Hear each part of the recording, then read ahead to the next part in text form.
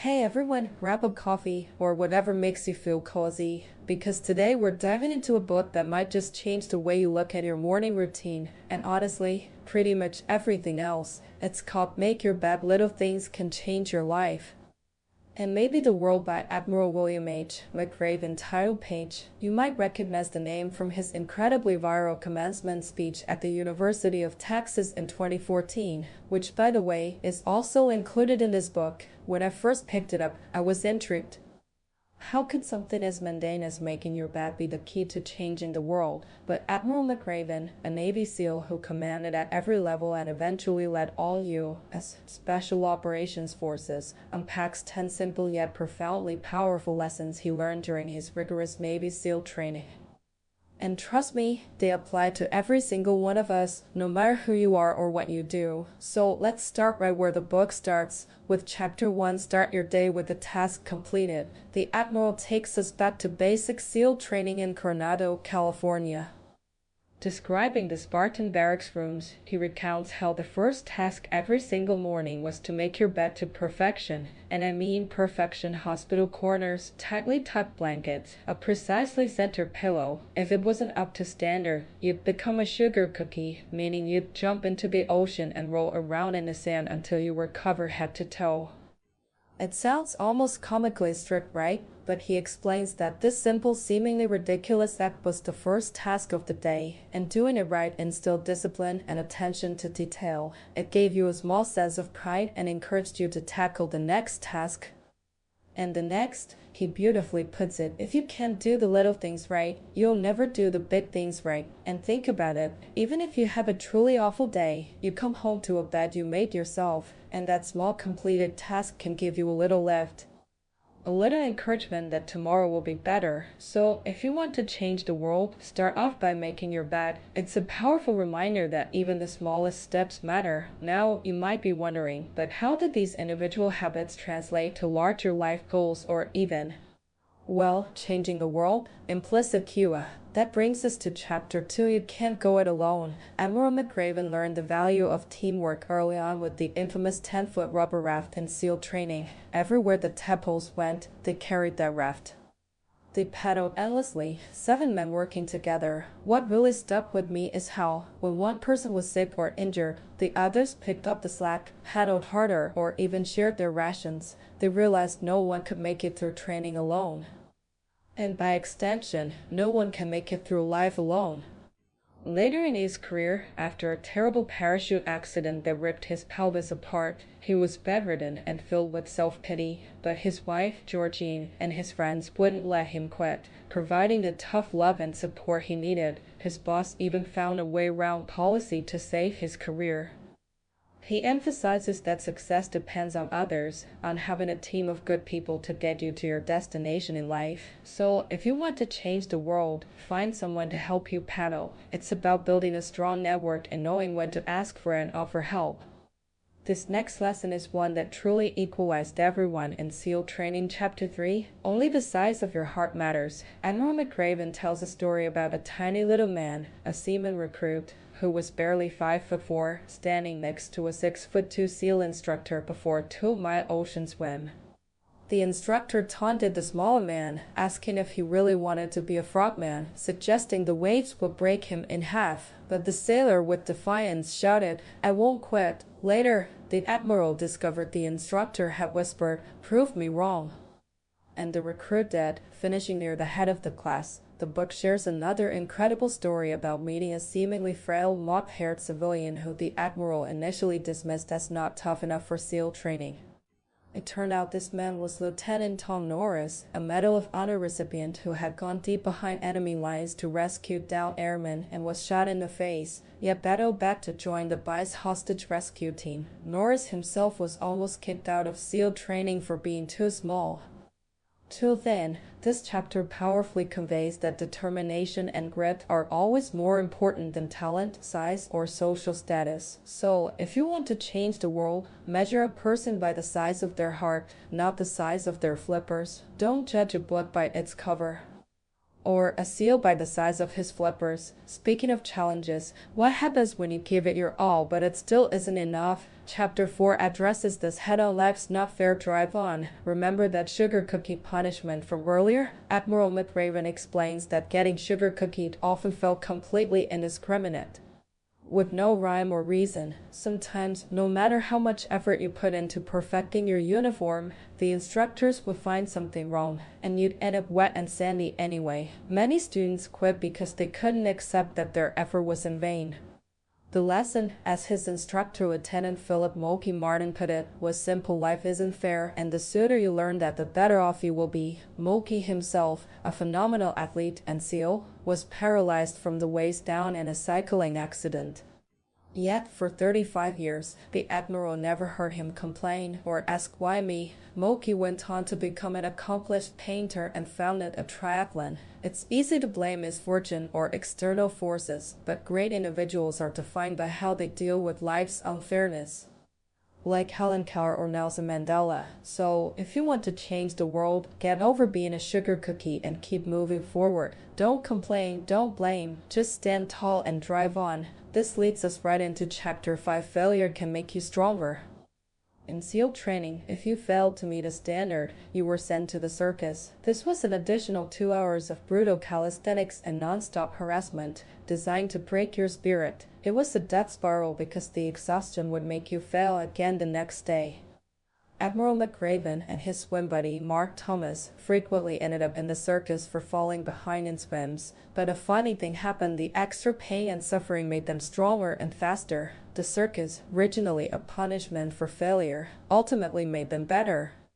They finished an incredibly tough 5-mile ocean swim as the first pair, astonishing their instructors. The Admiral himself was later fired from his SEAL squadron for trying to implement changes, damaging his reputation, but instead of quitting, he used the failure as motivation to outwork, out-hustle, and outperform everyone in his next platoon.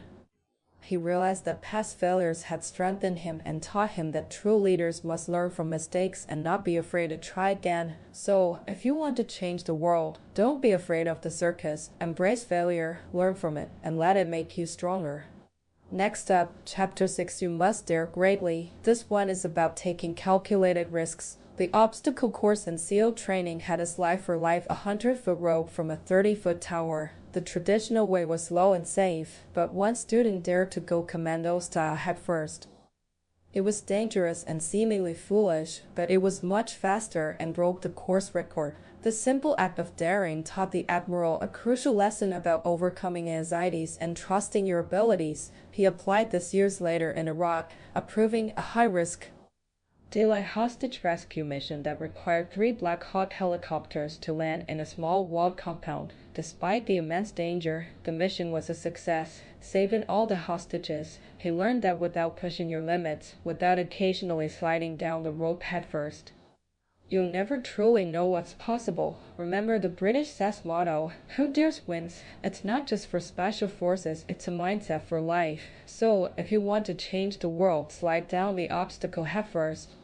Then there's Chapter 7. Stand up to the bullies. This chapter opens with a chilling scenario: a 4-mile night swim in the waters off San Clemente Island, known to be a breeding ground for great white sharks. The instructors would joyfully brief the trainees on all the species of sharks, including the terrifying gray white. The rule was, if a shark circles, stand your ground. Don't swim away, don't act afraid, and if it darts toward you, punch it in the snout. This courage, the Admiral explains, is essential. Without it, others will define your path, and the bullies of the world will rise. He draws a parallel to his experience overseeing Saddam Hussein's captivity. Even as a prisoner, Saddam tried to intimidate his new Iraqi government leaders, and they were visibly terrified, but the American soldiers stood up to his tyranny, and Saddam's power faded. Bullies, whether in a schoolyard or ruling a country, thrive on fear and intimidation. They're like sharks sensing fear. So, if you want to change the world, don't back down from the sharks. Find that courage within you and stand your ground.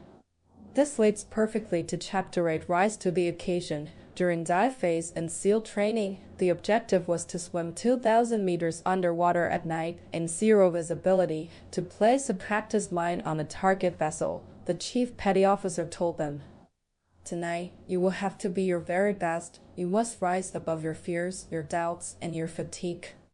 No matter how dark it gets, you must complete the mission. This message stayed with the admiral for 30 years. He recounts the solemn ramp ceremonies in Iraq and Afghanistan, where fallen warriors were honored. These were the darkest moments, yet families, military units, towns, and the nation came together to be their best, comforting each other and showing incredible dignity and honor. He shares stories of a fallen soldier's twin brother comforting friends, a ranger unit marching to honor their lost comrade, and an entire nation mourning helicopter crash victims but also taking pride in their valor. We all face dark moments that crush our spirit. In those times, you must reach deep inside and be your very best. So, if you want to change the world, be your very best in the darkest moments.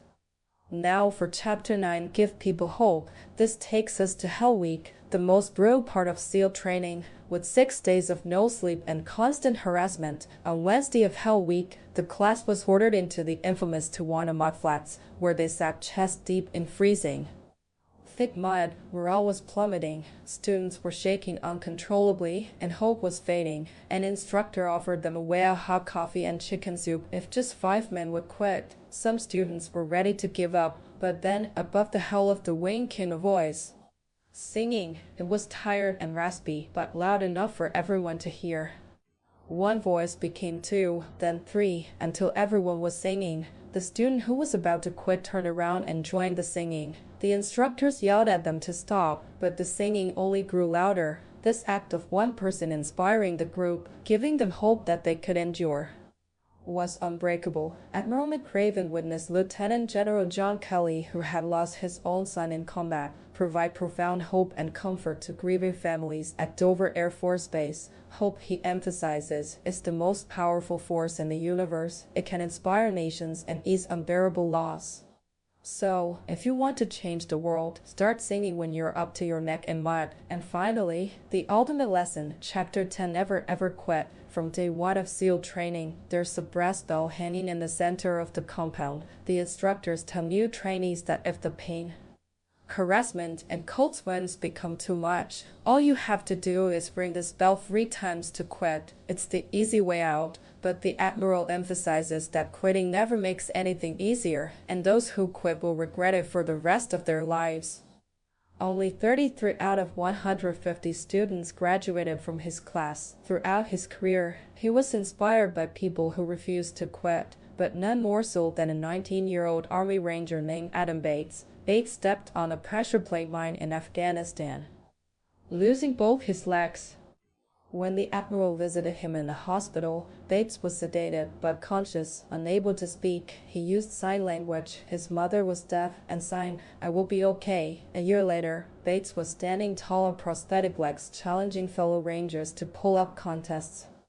Laughing, joking, and indeed okay. Life is full of difficult times, and someone always has it worse. If you refuse to give up on your dreams, life will be what you make of it. So, if you want to change the world, don't ever ring the bell. The core message of this book is beautifully simple yet incredibly profound. Changing the world starts with you. With the small daily acts of discipline, perseverance, and courage, and extends outward through teamwork, empathy, and unwavering hope. Admiral McRaven's lessons aren't just for soldiers, they're universal truths for anyone striving to live a better life and contribute positively to the world. He shows us that life isn't easy. You will fail, you will face bullies, and you will encounter dark moments. But by embracing these challenges, by leaning on others, by finding your inner strength, and by refusing to quit, you can overcome anything. He suggests that if every one of us changed the lives of just 10 people, and those 10 changed another 10, within a few generations, you could change the entire population of the world. That's an incredibly inspiring thought stemming from making your bed. So, my friend, if you're looking for a dose of inspiration, a practical guide to tackling life's inevitable hardships, and a reminder of the power of the human spirit, I wholeheartedly recommend Make Your Bed. It's not about military jargon, it's about universal resilience, and how the simplest acts can build the foundation for monumental change. Go make your bed tomorrow and see what happens.